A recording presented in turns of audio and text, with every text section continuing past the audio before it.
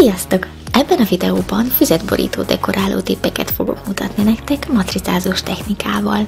A matricák mellé díszítésként használtam még régi könyvlapot, újságpapírt, bélyeget, szigetelő és dekorszalagot, posztitet és végül egy átlátszó fóliát.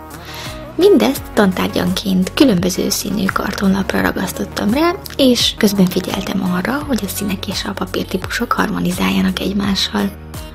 Az elkészítése nagyon egyszerű és kellemes elfoglaltság, próbáljátok ki ti is!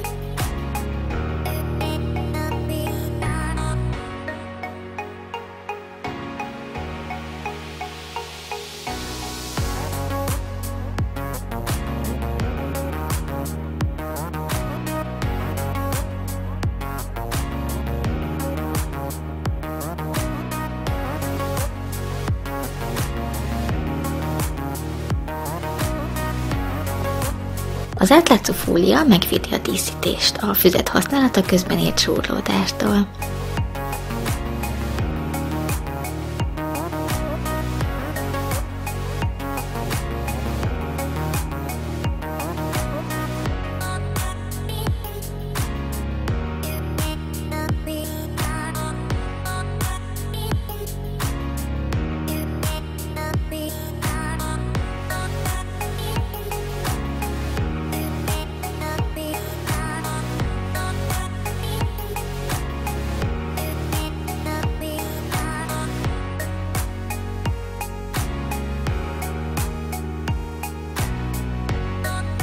Az elkészült füzet előlapot pedig egyszerűen csak ráragasztottam a füzetborító tetejére.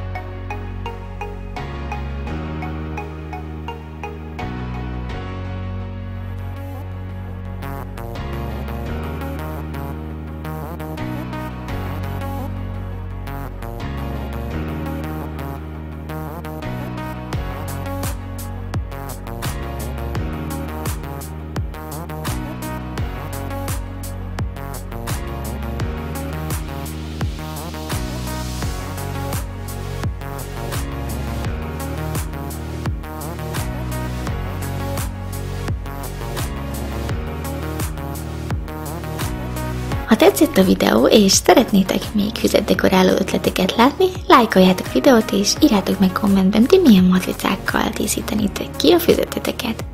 A videó alatti leírásban pedig megtaláljátok a sulis matricáim linkjét, amiket ezúttal tavaszias hangulatúra terveztem.